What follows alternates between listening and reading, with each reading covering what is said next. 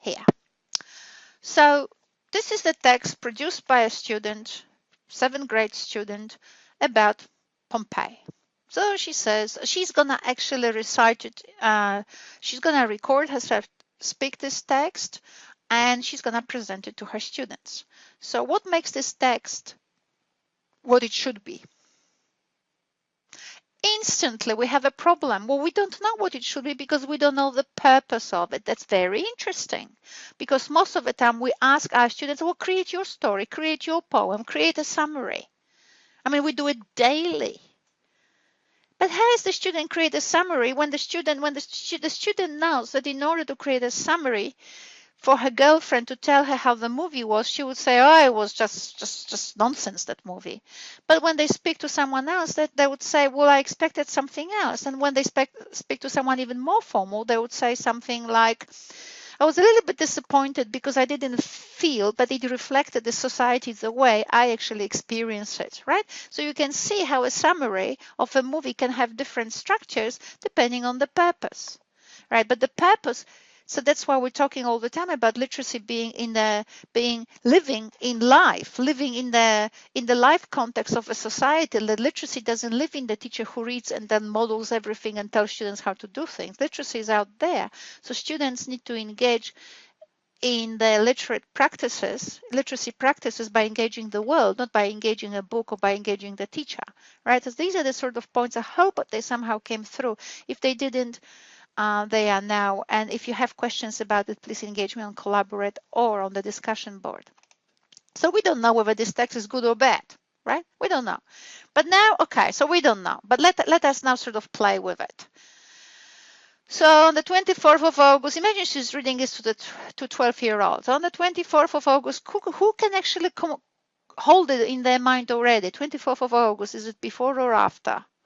Before or after what? I don't know, just something. Where is it? AD 79. What's 79 AD? Well, kids are thinking like long time ago. Oh, 79, right?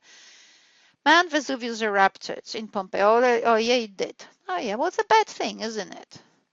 It erupted with a deadly cloud of volcanic gas, stones, and ashes. Ah, okay, yeah. It's like the video movie I saw. What's that? The cloud reached lots of kilometers. Well, we don't even say what's 33 kilometers. It would be nice to actually compare it with something like, is it 3 times higher than the plane flies?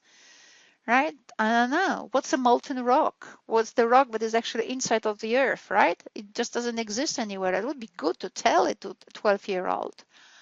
But punis or something, I don't even know what it is, at the rate of 1.5 million tons per second. Well, what does that mean? What's the 5? All right. So you can see that if you want to put these numbers to a 12-year-old or 13-year-old who's going to listen to this text, the numbers sound like an avalanche of stuff, right? It's totally meaningless. Anyway, so there. But so what? Is this text actually doing what it's supposed to do? Well, we don't know. What's this text to do? What's this text to achieve?